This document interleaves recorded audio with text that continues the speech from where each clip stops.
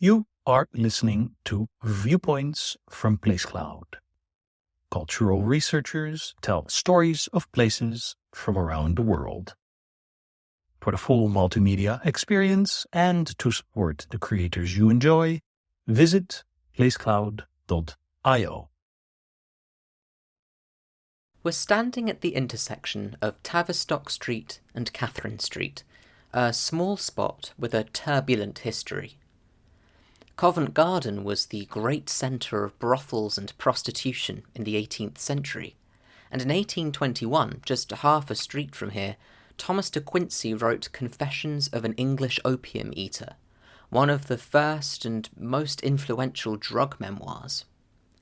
By the end of the 19th century, Charles Booth recorded this area as one of the worst slums in London. Less well known, however, is that this intersection gave birth to a much quieter pastime, perhaps the quietest imaginable. Here in 1762, John Spilsbury invented the first jigsaw puzzle. Spilsbury was a 23-year-old cartographer who had apprenticed to Thomas Jeffreys, engraver, map publisher, and geographer to King George III.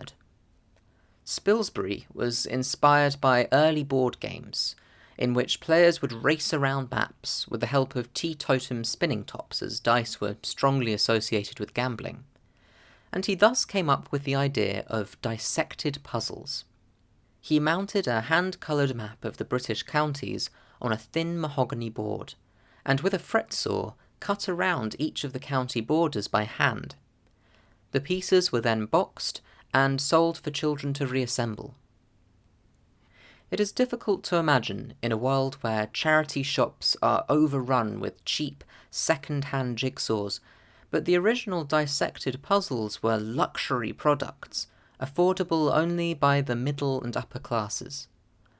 The amount of individual labour involved, hand-drawing and hand-cutting, already made them expensive, but the luxury aspect was accentuated, with fine hardwoods, mahogany, walnut and oak, used both for the puzzle and its box. Spilsbury was a savvy businessman, and designed dissected maps to appeal directly to upper-class English parents.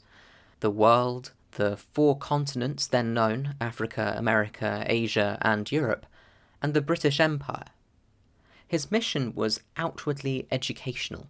His puzzles were marketed as dissected maps for the teaching of geography. Spilsbury sadly died young, at 30 years old, and only a few of his original maps are known to still exist. His business was at first taken over by his widow, but soon a number of other companies jumped on the bandwagon. Puzzles remained sober and didactic. Maps were common, as were biblical subjects. The key to the New Testament, for instance, relied not on recognizing how pieces fit together, but on knowing the order of events in Christ's life. If you were a lucky child, you might receive a map of the various paths of life, and get to choose between the Public Spirit Highway to Devotion Grove, or the Dalliance Bench in Misery Square and Remorse Hedge. It wasn't until the mid-19th century that subject matter became lighter, and puzzles started to illustrate nursery rhymes, fairy tales, and current events. The Great Exhibition of 1851 was an especially popular subject. Changes in production methods also made puzzles cheaper and more accessible. Firms replaced hardwoods with softwoods, and set up assembly lines of young children with stencils and paint pots to streamline hand colouring. The biggest changes to the jigsaw puzzle happened in Europe. It was there, for example, that interlocking pieces were first used throughout. In England, the pieces were smooth and irregular, interlocking, if at all, only around the borders of the puzzle.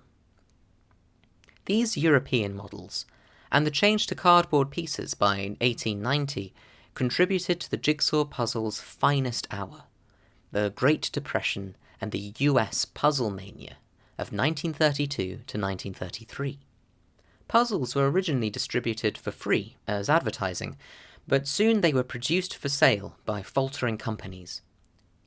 Weekly puzzles, distributed like magazines, became popular, such as Jig of the Week, The Weekly Jig, and Jiggers Weekly. At their height, puzzle makers manufactured up to 200,000 puzzles a week. Total sales reached 100 million. Manufacturers would list par times for the assembly of puzzles on the box, and clubs and contests flourished. Articles and short stories would chart, as Anne D. Williams writes, the inexorable progression of the puzzle addict, from the skeptic who initially ridiculed puzzles as silly and childish, to the perplexed puzzler who ignored meals while chanting just one more piece, to the bleary-eyed victor who finally triumphed in the wee hours of the morning. Among these intense collectors and players could be counted some of America's most famous families, the Rockefellers, the Vanderbilts, and the DuPonts. The craze was short-lived, and the bubble burst thanks to a 4-day bank holiday as part of President Roosevelt's Emergency Banking Act, as well as a general oversaturation of the market. The jigsaw puzzle, however, returned dramatically with COVID-19 and the UK's national lockdown. Sales of jigsaws grew nearly 40% in 2020, worth in total £100 million. Why does the jigsaw puzzle, the ubiquitous and widely mocked hobby, keep returning in the most difficult moments of daily life? We now know that the jigsaw puzzle doesn't have to be a map or moral guide to be educative. For many children, it's the first introduction to complex mathematical concepts such as order, rotation, and tessellation. Jigsaw puzzles are, now, cheap. They require very little skill, but great concentration.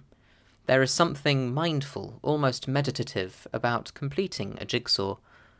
And perhaps, in the midst of impossibly complex global problems, there is something to be said for a game which brings order and beauty out of the chaos of 1,000 unconnected pieces.